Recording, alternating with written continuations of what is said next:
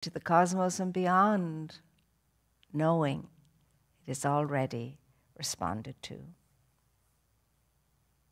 Isn't that wonderful? And I'm thinking now, and so are you, because that's what you are. And that's what everybody is. Everybody meaning what you and I think to be the good, the bad, and the indifferent. All the one thing. Yes, difficult to grasp. I know. Difficult to wrap the arms of our mind around. I know. But difficult is only difficult. It doesn't mean it can't be done. And there's something in you that knows that. And there's something in me that knows that. And always there's something that says, you're more than this. There is more than this. What are you going to do about it? Who are you going to be regarding it? How are you going to proceed from here on in, since you know there's more and you can achieve it? And I'm not talking about more stuff and things. God knows no one needs any more stuff and things. I'm talking about the moreness of the realization and the experience of the inner splendor, the indweller. Not just imagining only, the walk with Spirit. And we have been primed to believe in, I am with God and God is with me and God walks with me. And he walks with me and he talks with me and he tells me I am his own. The beautiful, this lovely old hymn that I am very fond of. And it has been a great comfort to me in the past. And even now, when I hear it, I feel very warm and toasty. But really, the walking is you walking in Spirit, and Spirit living and moving and walking in you and through you and as you. That's how close the presence is. Now, this morning, as I was contemplating this moment, the hand reached the book that might have something to share with us. And it's a book I really, really appreciate more and more every time I come to it. It's Living the Signs of Mind. And the reason why I appreciate this very much is it says living the signs of mind. It doesn't say studying the signs of mind. Study is okay and necessary for all of us beginners. Study is very important, but study doesn't do it for us. It's the experience of what we have studied that does it for us. So living the signs of mind is what we are all about. Now, I could say living the principles of Spirit, living the truth in any religious belief that honors all of life and stresses do no harm. All those principles that we study and can learn by rote and can recite.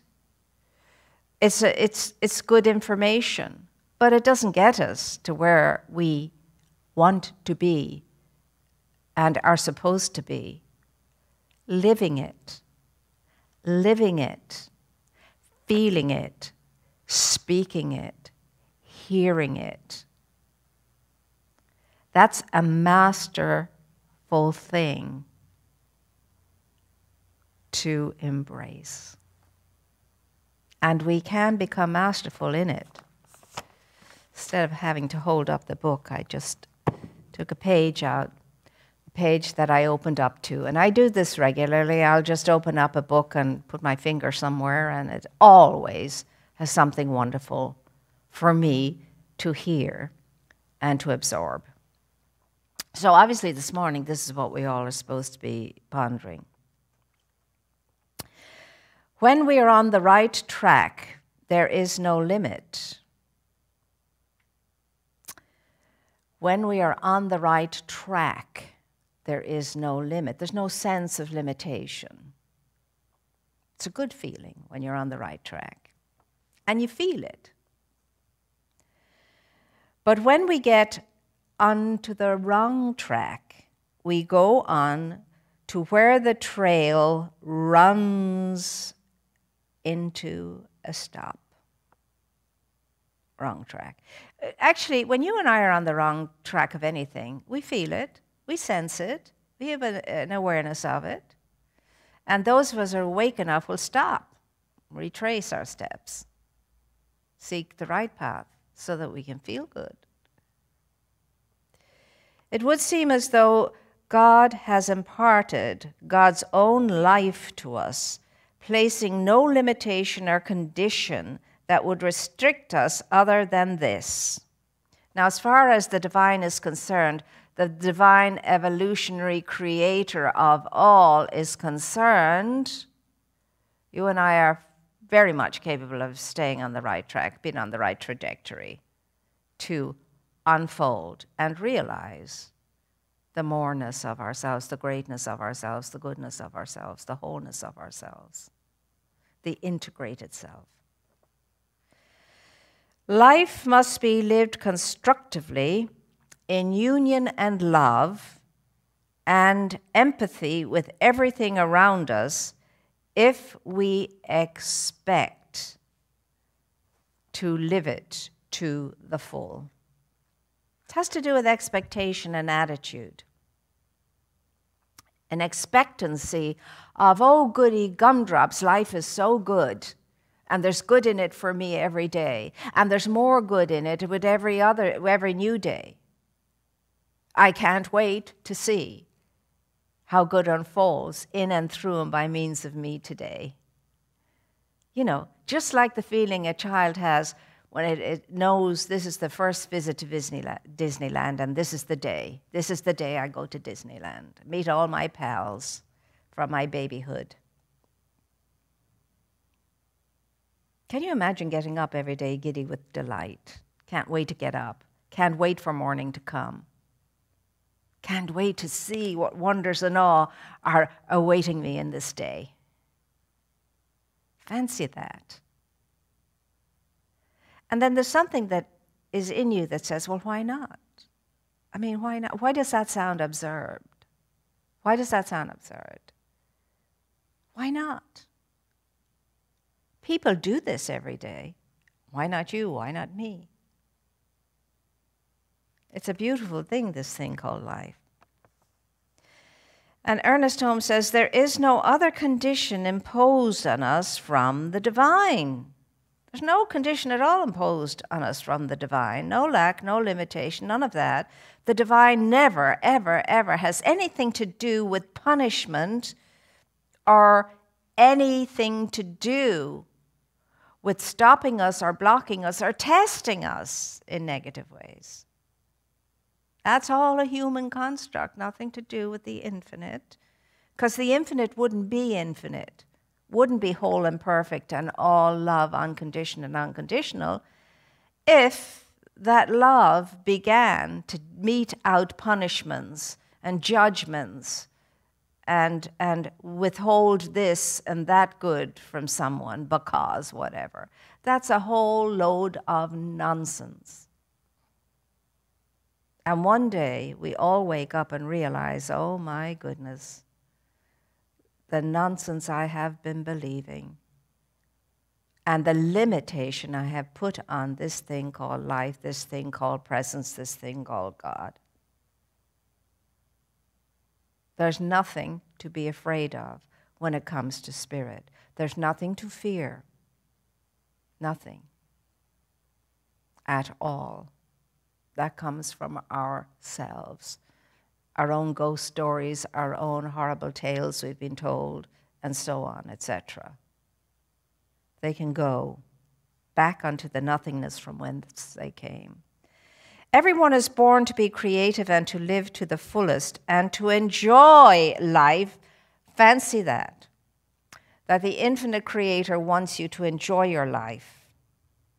To be happy and glad and prosperous and whole That is the only desire of the infinite for you and for me and for all of life.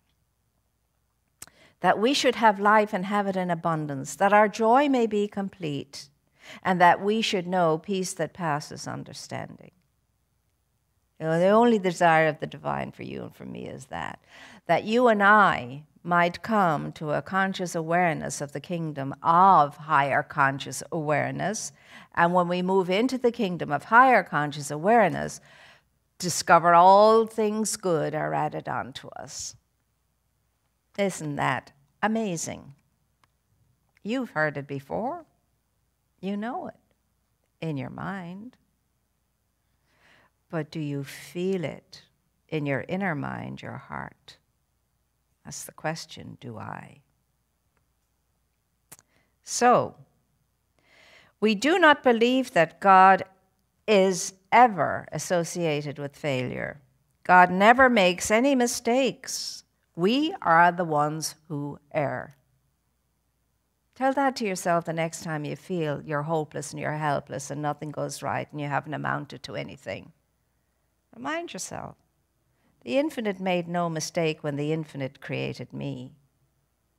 And the infinite doesn't see any difference between my great glorious self and anybody else's great glorious self, because all the infinite sees is a great glorious self for each and every one of us.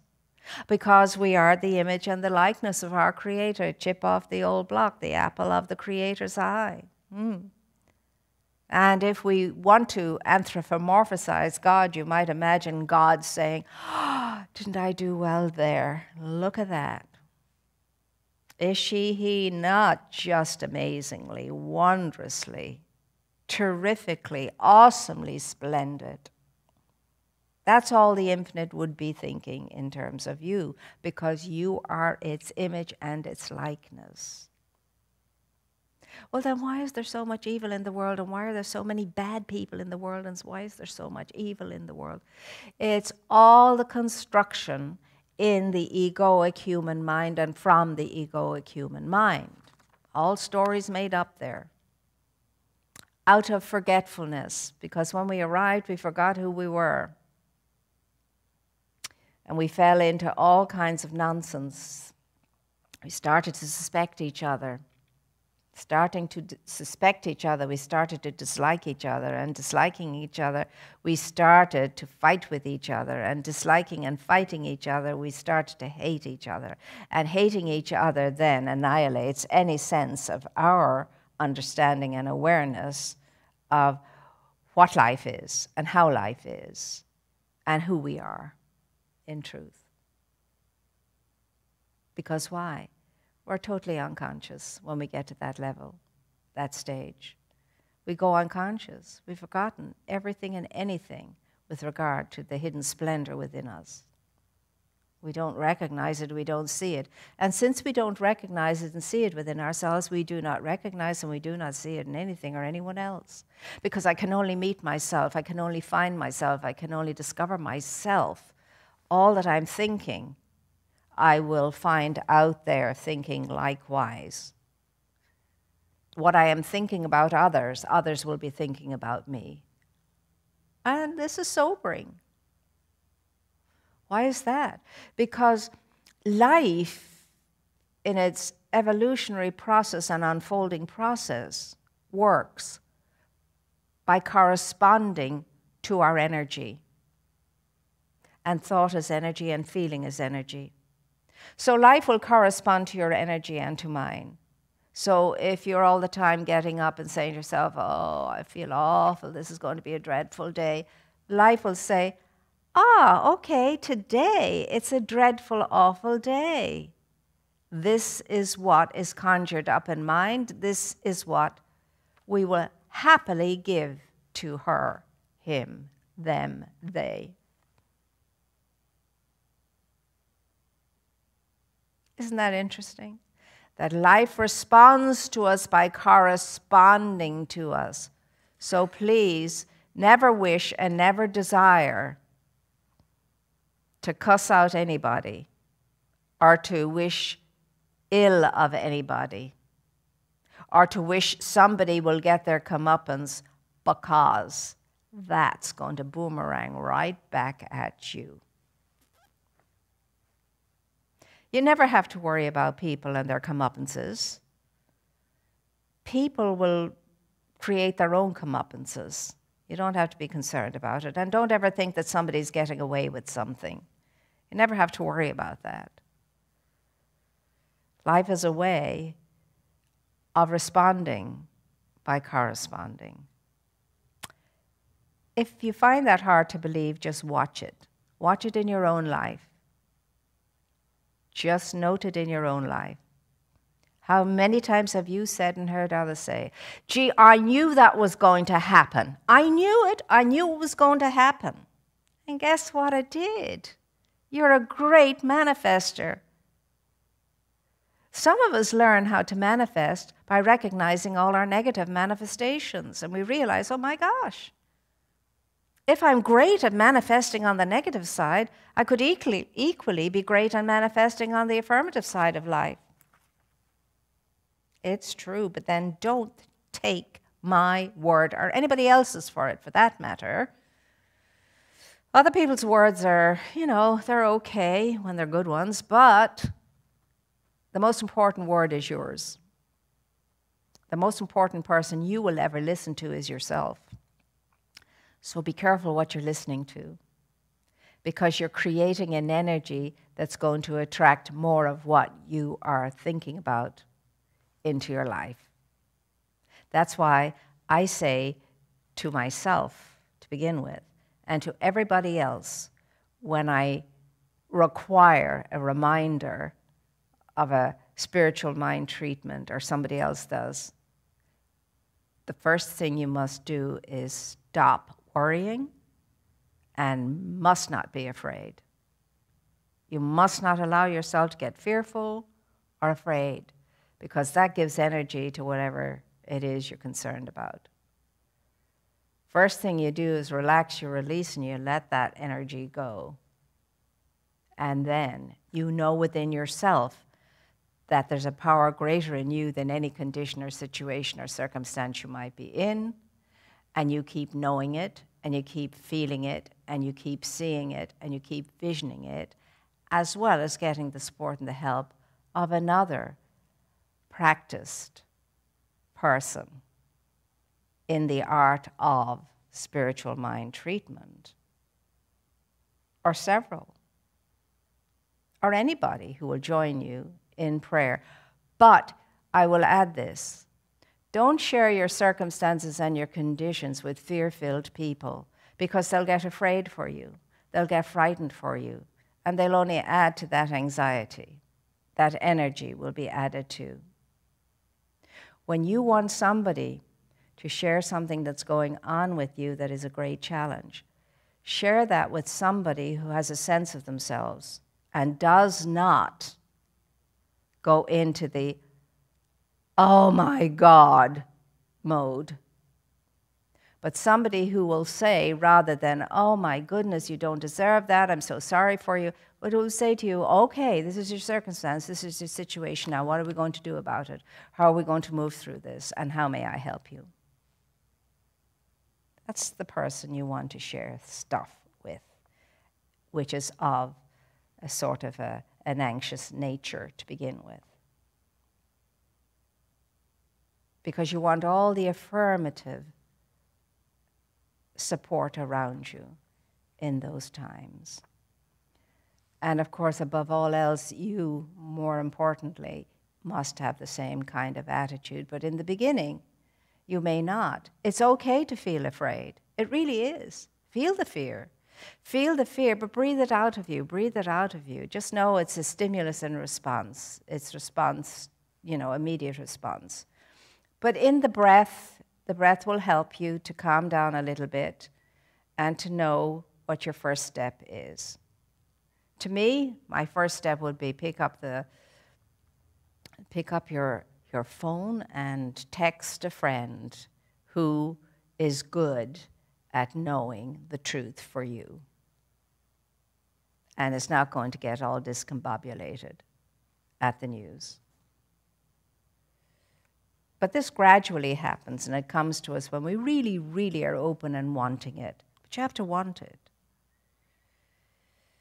He says, if we are certain that our lives are constructive, and if our whole desire is to live in such a way as to harm no one, but to bless all, then we should place no limit on the possibility of our future.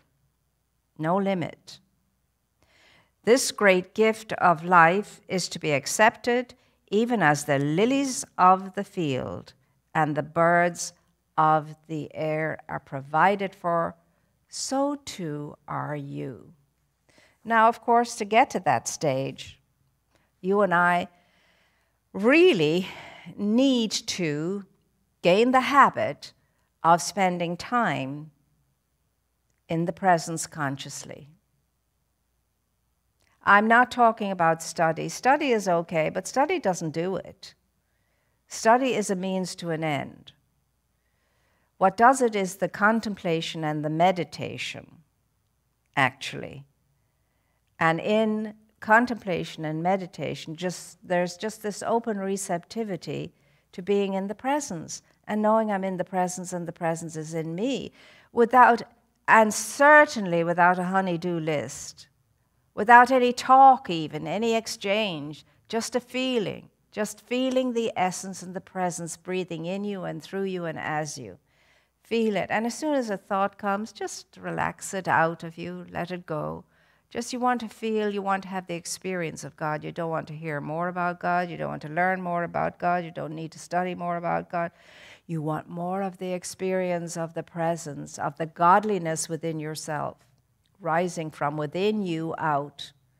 And stop thinking all the time that you get it from outside in. You don't. It's always from inside out. You're amazing.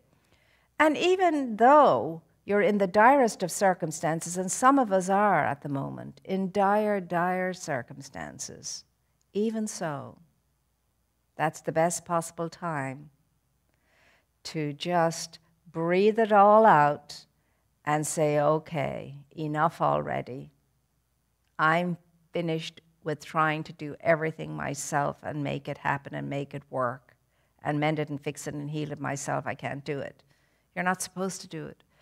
What we are supposed to do is just relax, release, let go, and let God. And that's a lovely cliche. But when it's put to the test, it really does work. So relaxing means I breathe all that stuff out of me. Every breath I breathe out, I let go with it, every negative thing along with it. And then as I breathe in, I allow all that healing, beautiful, recovering, restoring energy to come into me and move through not just my bodily, mentally, emotionally, and spiritually self, but the great body of my affairs too. To begin with, this is never easy because it requires a masterful approach, and a masterful approach requires practice. Nobody ever becomes a master of anything without a great deal of practice. There's no other way. There is no other way. You have to learn an art. You have to learn, and when you're learning, you'll make mistakes, but you'll keep going. And when you're learning, you have to practice and practice and practice and practice. Come from it this way and that way and the other way and so on. Can you do it? Yes, you can. Will you do it? Well, that's up to you. I don't know the answer to that, but you do. Can you? Yes, you can. The will you is up to you. So remember what we're focused on this year. I am, therefore I can, therefore I will. That's the train. You have to know I can. You have to know the I amness of yourself is the one that's going to do this through you. And then you must have a willingness to move in that direction, however you're guided, so that you can be all that you're here to be and complete everything you came here to complete and accomplish what you're here to accomplish and make your contribution. Leave your gift, and when your gift is left, you can say, okay, it's done, it's finished, I'm out of here and on to bigger and better and more wondrous things. that's your story. That's my story. And that's your happy ending. That's my happy ending too. But you have to make it that way. And so do I. Remember, as the scripture says, let the weak say, I am strong. That made a strange sound in my ears as a child. But now I understand it much more. It's when you're weak, you have to tell yourself, I'm strong by the power and through the presence of the one within me that strengthens me. I can do all things in that which strengthens me. You can, and you are, and it will be more as we realize this more deeply. So I leave you with that. You are, you can, and the question is, will you? Be all that you are capable of being and then some. I know it for you. And that's a beginning. That's a supporting energy. And many people in your life know it for you, and that's a supporting energy. So trust yourself and your inner awareness and your inner power and your inner ability. Trust it and invite it to participate in your life. And come into agreement with it with regard to you. So remember, you are a point of light, you are a point of power, through which the infinite, with all of its magnificence, radiates itself if you will open the portal and let it express. That's who you are, that's what you are, that's your life. Now, how about living it? And so, my dear ones, that's the message the Spirit wants us to have today. And I want to thank you now for all your good deeds, your good thoughts, all your good everything, because that makes a great difference. And for all of your wonderful support of our amazing community. Because of your support, we are a community. And because of your support, great good is happening as a result of this community being together on your behalf. And so we're doing what we always do. We know that life is about giving and receiving. So we take our gift now, and we hold the gift between our blessing hands. And as we do, we really deeply move into gratitude, because we are so richly blessed. We don't even know how richly blessed we are, to tell you the truth. We have no idea, but we are. Take my word for it. And so we're going to say now, and mean so very much, I bless this, what I have to offer today, my gift. And it goes forth to heal, to bless, to prosper all those who receive from it, and all those who give into it. I really am happy and rejoice at my ability to share my gift and know that it does good in the world, and to be grateful to my source for its supply of my good, knowing I can always rely upon that source of mine that never fails me. And so it is. And so until we meet again, dear hearts, just keep your energy as high as you possibly can in every moment. Keep an eye on it. You have to keep an eye on your energy the way you would keep an eye on something cooking on the stove. Make sure it's all going according to the way it should. And if it's dipping a little bit, do something to raise up that energy so you can be keeping the energy of the world high. And the higher the energy, the better we are, and the more understanding and kind and good we are, and the more the world changes for the better. So know you're loved and know you're cherished. Know we're here for you. However we can be here for you, just let us know, but you must let us know. And again, a big thank you. Just thank you for being your wonderful self.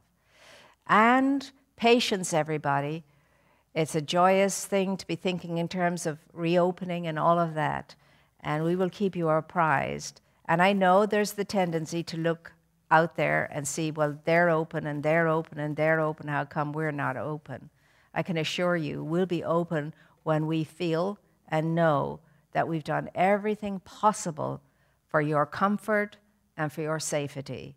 So please trust the process and know all is going the way all must go. Thank you for that, because I appreciate it. And it is very exciting to know that life is beginning to breathe a little more deeply, because people are beginning to see the light at the end of the tunnel, and that's us. So I will leave you with the greeting of the children now, and stay in touch and stay connected and keep joining in everything that is on offer. Until we meet again, take care of yourself, because nobody can do it better than you can. Next time.